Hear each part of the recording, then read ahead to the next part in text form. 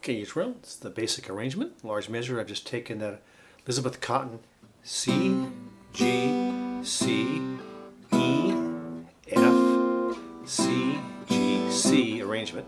Move the chords around a little bit. Once in a while reharmonize, change the chords a little bit. In large measure, it's just that. And then move the chords around the fingerboard. I play a C here, I play a C here, I play a C here, I play an F here, I play an F here, I play an E here, I play an E here, I play an E here, I play an E here. Just variations on the same thing, and I'll tell you all about it. Let me play the arrangement first, simply as I originally created it.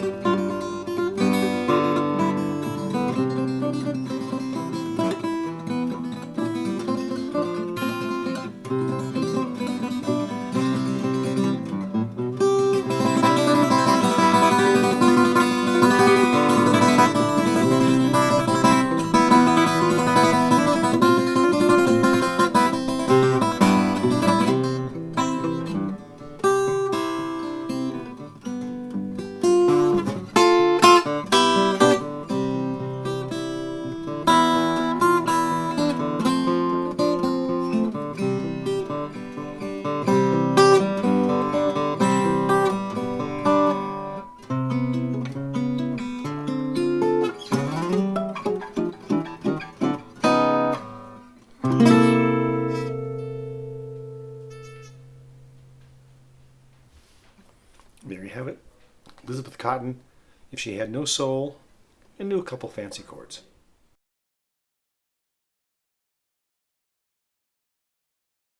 Okay, I'm going to show you the chord forms for each of the variations. I know you've already seen, you know the basic variation with the chords down by the nut, so let's do that.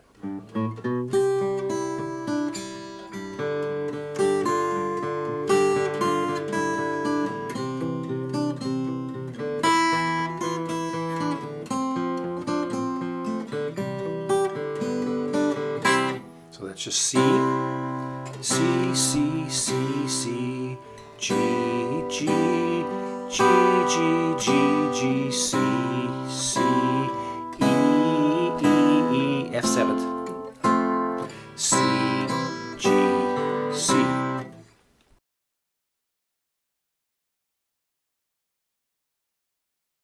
Now when I play it through the first time, I play my C in typical form, with that C note there, right? The 5th string, 3rd fret.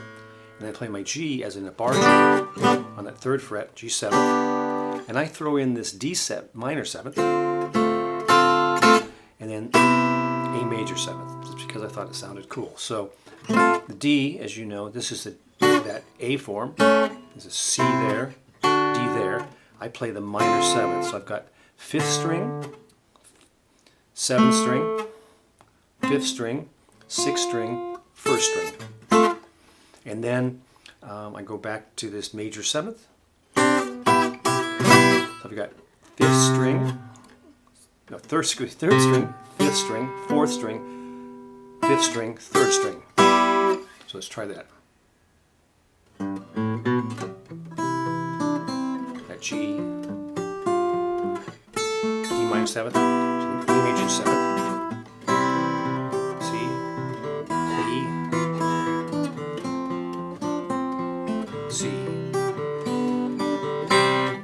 again, it's the C here, the G 7th here, the D minor 7th here, the C major 7th here, then the C, then the E, then the F, then the C, C, G, C.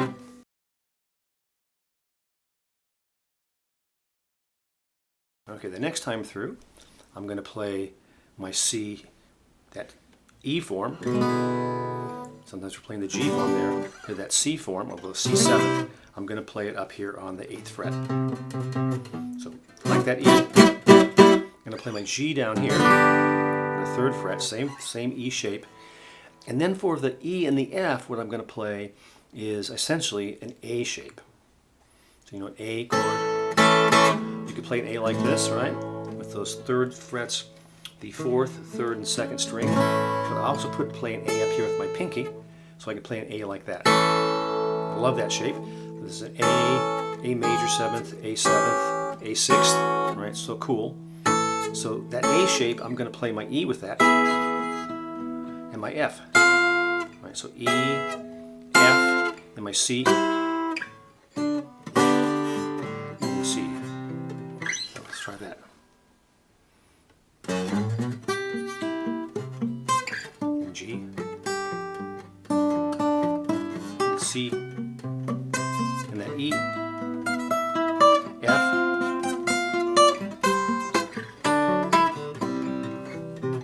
back to that C. Now, the next time around, I play my C here, my G here.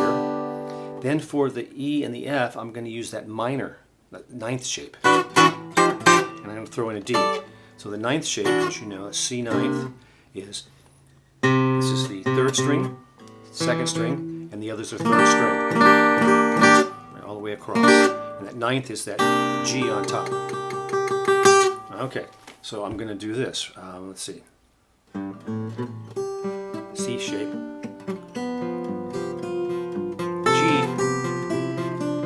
back to C,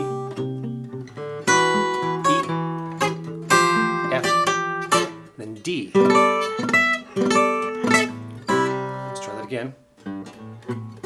C shape, G shape,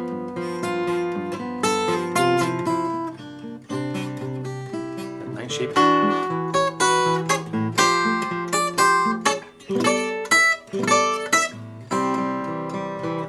Those are all the chord shapes. I'll show you the melody shapes next, or one more step first. I'm going to show you some of the right hand stuff next.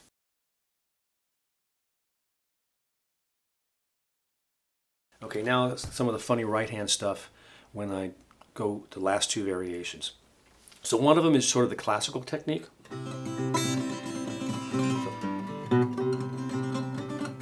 Now the classical people do thumb, ring finger, middle finger, index finger. 1, 2, 3, 4, 1, 2, 3, 4.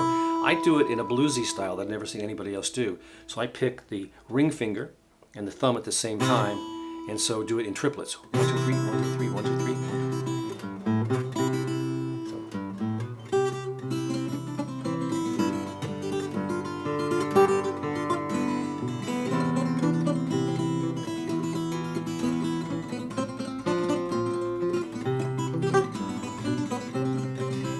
So I'm just doing the same alternating, 5, 4, 5, 4, 5, 4, 5, 4, 6, 4, 6, 4, 6, 4.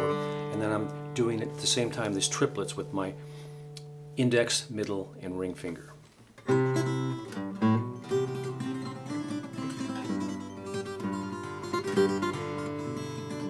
Again, the classical people do it in a 4 count. I like the triplets, 3 count, 1, 2, 3, 1, 2, 3, 1, 2, 3 for blues. I've never seen anybody else do it. It's probably a reason. It's probably a dumb way to do it, but I like the sound.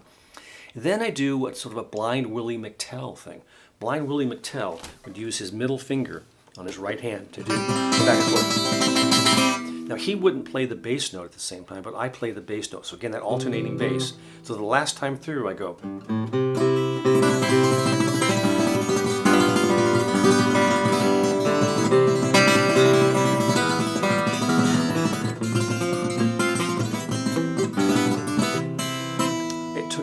Long time to learn how to do that. It's really hard, especially to play the bass at the same time. So probably start out slowly. Just go up and down.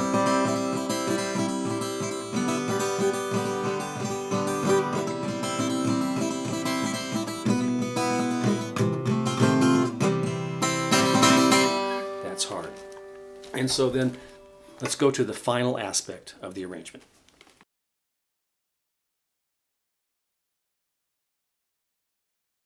Okay, Israel, before we get to the ending, let's talk about my thumb. I'm just using the typical alternating bass. So I'm either doing the 5-string, 4-string,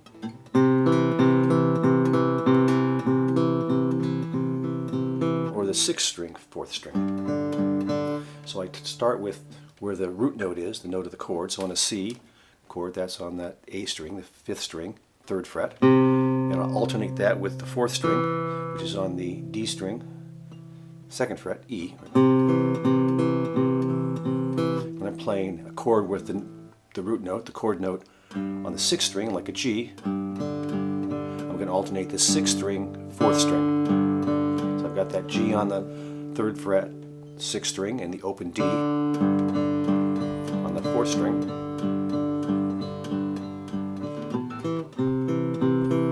So 5-4, 5-4, 5-4, 5-4, 6-4, 6-4, 6-4, 6-4, 5-4, 5-4. For the E, my bass note, my root note, the chord note, is that open string on the 6th. So 6-4, 6-4, 6-4, 6-4. Same for the F, 6-4, 6-4, 6-4, 6-4.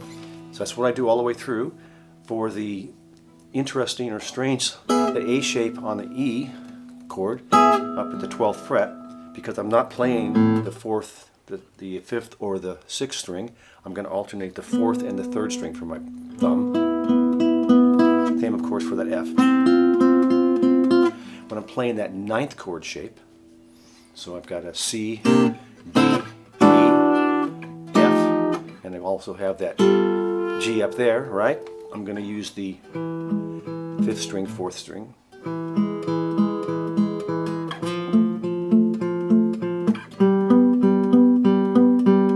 That's just alternating bass.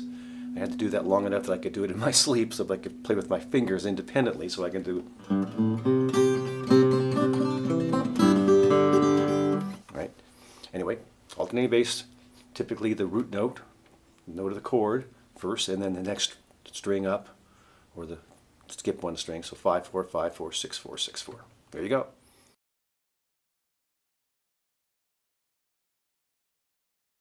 Okay, I end it with this silly little thing. I go back through this. I go.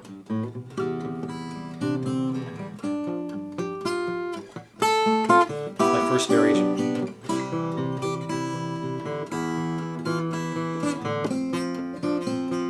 Do the C, G, C, C, G again. Then I do this thing at the 7th fret. And then do these 9th chords.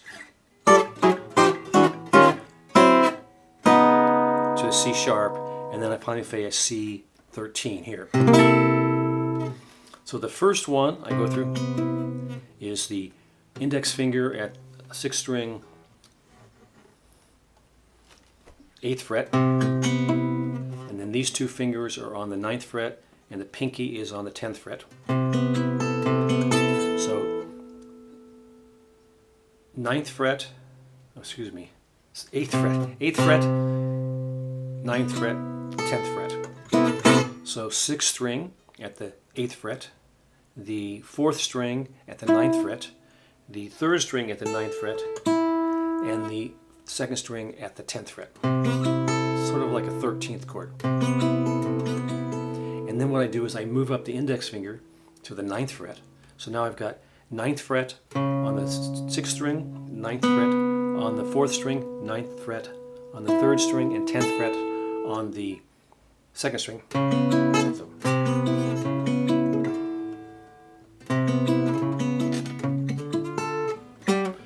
So. And then I do the, so we got the 8, 9, 9, 10. So I've got 9, 9, 10. So I'm going to do this 8, 9, 9, 10, 9, 9, 9, 10, and then 10, 10, 10. All on the 6th, 4th, 3rd, and 2nd string. Then I'm going to switch to this 9th shape. string. So it's C, D, E, F, G. So it's a G. It's the ninth shape on this 10th fret. So on the 5th string, it's 10th fret. Then on the 4th string, it's 9th fret. Then on the other 3 strings, 3rd, 2nd, and 1st, it's 9th fret. Move that down 1 fret at a time. So I get a C sharp 9, which is that middle finger there is on the 4th fret. The index finger is on the 3rd fret. The other fingers are covering that 3rd fret, 4th fret. And then I hit, to end it up, the C13. C13.